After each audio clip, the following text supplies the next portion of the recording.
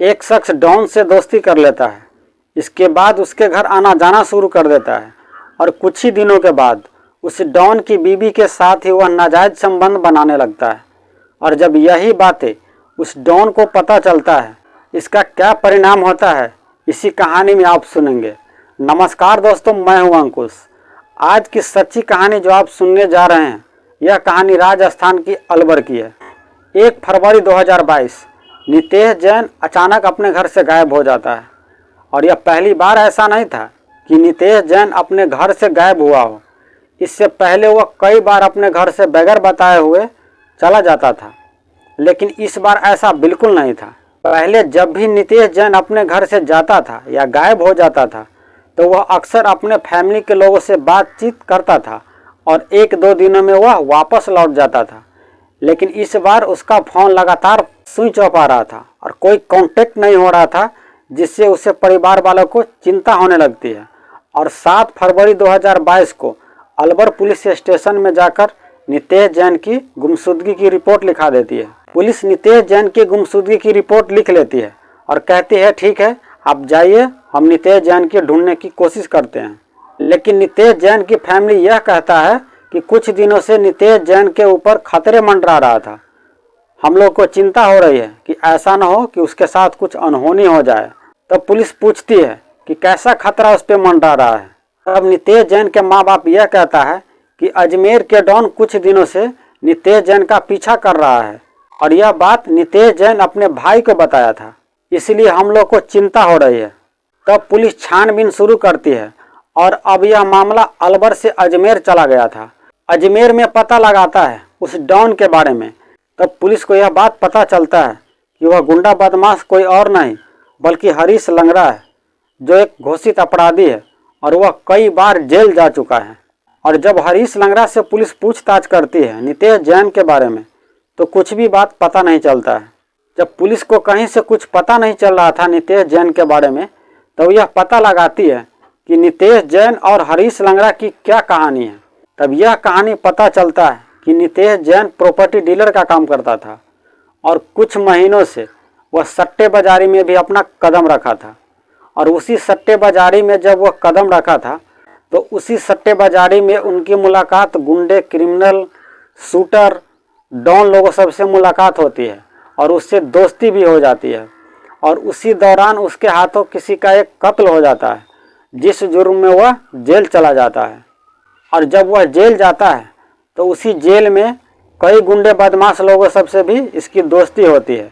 और उसी जेल में अजमेर के डॉन हरीश लंगड़ा से इसकी मुलाकात होती है। इन दोनों में बातचीत शुरू होती है और कुछ दिनों के बाद इन दोनों में दोस्ती हो जाती है, और वो भी काफ़ी अच्छी खासी दोस्ती हो जाती है। और कुछ दिनों के बाद नितेश जैन जमानत पे बाहर आ जाता है जेल से। और इसके कुछ ही दिन बाद ही हरीश लंगड़ा भी जेल से बाहर आ जाता है जमानत पे। और नितेश जैन की दोस्ती हरीश लंगड़ा से जेल में हुई थी और अब यह बाहर भी मिलना जुलना शुरू करता है। अजमेर में नितेश जैन और हरीश लंगड़ा मिलना जुलना शुरू करता है और इन दोनों की दोस्ती घर तक पहुंच चुकी थी। नितेश जैन अक्सर हरीश लंगड़ा से मिलने के लिए उनके घर आया जा करता था। उसी आने जाने के दौरान हरीश लंगड़ा की एक बीबी भी उसके घर में रहती थी। नितेश जैन जब भी मिलने आता था, तो अक्सर आमना सामना उसकी बीबी के साथ हो जाता था। और धीरे धीरे नितेश जैन की भी उसकी बीबी के साथ काफ़ी अच्छी दोस्ती हो गई थी। और यह दोनों मौके का इंतजार करने लगती है कि हरीश लंगड़ा कब अपने घर से बाहर रहता है। और जब हरीश लंगड़ा अपने घर से बाहर रहता था, तो नितेश जैन उसकी बीबी के साथ मिलने के लिए आ जाता था और इन दोनों में धीरे धीरे प्यार हो जाता है। और यहाँ तक कि वह दोनों संबंध बनाने लगता है और इन दोनों में धीरे धीरे नाजायज संबंध बनने लगता है। और यह सिलसिला चलते रहता है। और कुछ दिनों के बाद हरीश लंगड़ा का एक पुराना केस खुलता है। उस केस में उसे फिर से जेल हो जाता है और हरीश लंगड़ा जेल चला जाता है। अब नितेश जैन और हरीश लंगड़ा की बीवी, जो पहले चुप चुप कर मिला करती थी, अब खुलम खुला मिलने लगी। जब भी दोनों का मन करता, नितेश जैन उसके घर पहुंच जाता था और उसके साथ अय्यासी, रंगरलिया और संबंध बनाता था। अब नितेश जैन हरीश लंगड़ा की बीवी से ज़्यादा ही मिलना जुलना शुरू कर देता है। हरीश लंगड़ा की बीवी अपने जिस्म की भूख मिटाने के लिए नितेश जैन को अब काफ़ी बुलाने लगा अपने घर। और यह बात किसी तरह से जेल में हरीश लंगड़ा की पहुंचती है कि तुम्हारी बीवी के साथ नितेश जैन का नाजायज संबंध है। और यह बात जब हरीश लंगड़ा सुनता है तो वह गुस्से से आग बबूला हो जाता है और वह जल्द से जल्द जमानत लेकर जेल से बाहर निकलना चाहता है। जमानत लेकर जेल से बाहर जब वह निकलता है तो नितेश जैन और उसकी बीवी में जो नाजायज संबंध चल रहा था, इस बात का एहसास हरीश लंगड़ा नितेश जैन को बिल्कुल नहीं होने देता है। और हरीश लंगड़ा अपने बदमाशों की टोली में यह ऐलान कर देता है कि मैं एक सुपारी देना चाहता हूँ और इस सुपारी के लिए मुंह मांगा कीमत दूंगा। जिनको यह सुपारी उठाना हो वह सामने में आए। तो वह बदमाश की टोली में से एक आता है जिसका नाम है मनोज यादव। और मनोज यादव यह सुपारी लेता है। पूरे 20 लाख में यह सौदा होता है और यह सुपारी था नितेश जैन के नाम का। मनोज यादव हरीश लंगड़ा से 20 लाख रुपया लेता है और 5 लाख रुपये अपने जेब में रख लेता है और 15 लाख में यह सुपारी आगे ट्रांसफ़र कर देता है 3 लोगों को। अब वह 3 लोग नितेश जैन का मौके की तलाश करने लगा कि कब मौका मिले और नितेश जैन का टपका डाले। नितेश जैन और हरीश लंगड़ा के बीच में दोस्ती थी, तो जो हरीश लंगड़ा के कुछ दाएं बाएं के लोग थे वह नितेश जैन को यह बता देता है कि हरीश लंगड़ा तुम्हारे नाम की सुपारी निकाला है। जो तुम्हारे बीच में उसकी बीवी के साथ जो संबंध है वह हरीश लंगड़ा को पता चल चुका है। जैसे ही यह बात नितेश जैन सुनता है तो उसे डर सताने लगता है।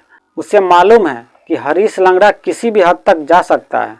तब नितेश जैन अपना बचाव करने के लिए वह हथियार ढूंढने लगता है। बंदूक को पता लगाने लगता है कि कहाँ पे मिलेगा जिससे वह अपनी सुरक्षा कर सके, लेकिन उसे कहीं मिल नहीं रहा होता है। तो उसी बदमाश की टोली में से 2 लोग सामने आता है और नितेश जैन को यह कहता है कि बंदूक मैं तुमको दिलवा दूंगा, लेकिन इसके लिए तुम्हें फिरोजाबाद जाना पड़ेगा। यह बात सुनकर अजमेर से फिरोजाबाद के लिए 3 लोग के साथ निकल जाता है, जहां उसे अपने लिए हथियार खरीदना था जिससे वह अपना बचाव कर सके। लेकिन जिन 3 लोगों के साथ नितेश जैन जा रहा था उसे इस बात का एहसास ही नहीं था कि यही वो 3 लोग इनका कत्ल करने वाले हैं जिनसे इनको बचना है। असल में यही इन 3 लोगों ने इनके नाम की सुपारी ली है। इस बात से बेफिक्र नितेश जैन उन पर भरोसा करता है और उन 3 लोगों के साथ फिरोजाबाद के लिए निकल जाता है। फिरोजाबाद पहुंचने के बाद उन 3 में से एक का घर बिलाल नगर में होता है और वह चाय नाश्ता के बहाने कहता है कि चलो चाय नाश्ता करेंगे, इसके बाद हथियार खरीदेंगे। चाय नाश्ता के बहाने वह चारों लोग उसके घर जाता है और पीछे से नितेश जैन को मोटी रॉड से सर पे हमला करता है। वह नीचे गिर जाता है और तीनों लोग मिलकर उसका गला दबाता है और उसे जान से मार डालता है। और वहाँ पे घर बनाने का काम चल रहा था, लेकिन उस दिन वर्कर को छुट्टी दिया था। वहाँ पे टाइल्स लगनी थी, पहले से ही कुछ गड्ढा था। वो गड्ढे को और खोदता है, इसके बाद नितेश जैन की लाश को उसमें रखता है, ऊपर से मिट्टी डाल देता है और उसके कल होकर टाइल्स लगनी थी और इसके बाद वो लोग वहाँ से चला जाता है। तो ये थी कहानी का एक भाग। और दूसरे भाग में जब 1 फरवरी 2022 को नितेश जैन अपने घर से गायब हुआ था, 7 फरवरी 2022 को जब यह रिपोर्ट लिखाई थी कि अजमेर के डॉन उसके बेटे को कुछ दिनों से पीछा कर रहा है, तब पुलिस अजमेर के डॉन हरीश लंगड़ा के फ़ोन डिटेल्स निकालता है। तो पता चलता है कि कुछ दिनों से मनोज यादव के संपर्क में वह ज़्यादा है, उससे बातचीत काफ़ी हो रही है। और जब मनोज यादव का फ़ोन डिटेल्स निकाला तो उसे यह पता चला कि नितेश जैन से कुछ दिनों से बहुत बातचीत हो रही थी। तो पुलिस मनोज यादव को पहले गिरफ्तार करती है और उससे पूछताछ शुरू करता है, लेकिन मनोज यादव कुछ बताता नहीं है। लेकिन जब पुलिस अपने तरीक़ा से पूछती है तो मनोज यादव सारा सच उगल देता है और कहता है कि मैंने 20 लाख में हरीश लंगड़ा से सुपारी ली थी नितेश जैन की कत्ल करने की। तब पुलिस हरीश लंगड़ा को भी गिरफ्तार करती है और तब फिर मनोज यादव से पूछता है कि तुमने कैसे कत्ल किया। तब मनोज यादव यह कहता है कि मैंने 3 और लोगों को यह सुपारी आगे ट्रांसफ़र कर दी थी और इन 3 लोगों में से एक का घर बिलाल नगर में है, वहीं पे नितेश जैन को मारकर दफनाया है। और उस जगह पे पुलिस की एक टीम पहुंचती है बाकायदे कैमरा लेकर और वहां खुदाई करती है जहां पे नितेश जैन को दफनाया था। और खुदाई के दौरान नितेश जैन की लाश मिलती है और पुलिस को यह पता चल चुका था कि नितेश जैन का कत्ल हो चुका है, लेकिन कत्ल करवाने वाले पुलिस के हिरासत में था, लेकिन जिसने सुपारी लेकर कत्ल किया वह अभी भी फरार था। मनोज यादव की गिरफ्तारी बहुत गुमशुदगी तरीके से पुलिस ने की थी। किसी को पता भी नहीं चला था कि वो गिरफ्तार हो चुका है। और उधर जो सुपारी लेकर कत्ल किया था उसका लगातार फोन स्विच ऑफ आ रहा था, लेकिन मनोज यादव ने उन तीनों को आधा पैसा ही दिया था और यह बोला था कि आधा पैसा काम हो जाने के बाद देंगे। और तीन में से किसी एक ने मनोज यादव को फ़ोन करता है किस जगह पे और कहाँ पे और कितना बजे आना है। यह बात पुलिस ने मनोज यादव को पहले ही बता चुका था। तब मनोज यादव ने उन तीनों को उसी जगह पे, उसी समय और उसी टाइम पे आने के लिए कहता है। पुलिस एक बैग तैयार करती है, उसमें ऊपर से असली नोट और नीचे से कागज़ का बंडल डाल देता है और उस बैग को लेकर और पुलिस सिविल ड्रेस में मनोज यादव के साथ उसी जगह पे पहुंच जाता है जिस जगह पे उन तीनों को आने के लिए बोला है, और मनोज यादव को धमकी देते हुए वहां छोड़ देता है और यह कहता है कि ज़्यादा होशियारी करने की कोशिश बिल्कुल मत करना। और पुलिस आसपास में सिविल ड्रेस में छिप जाती है। और जैसे ही मनोज यादव के पास पैसे लेने के लिए आता है, पुलिस उन तीनों को दबोच लेती है और कत्ल करने वाला भी और कत्ल करवाने वाला भी अब सभी जेल के अंदर है। तो यह थी आज की सच्ची कहानी। तो हम आपसे अब अगले वीडियो में मिलते हैं। तब तक आप अपना और अपने पूरे परिवार का ख्याल रखिएगा। जय हिंद, जय भारत।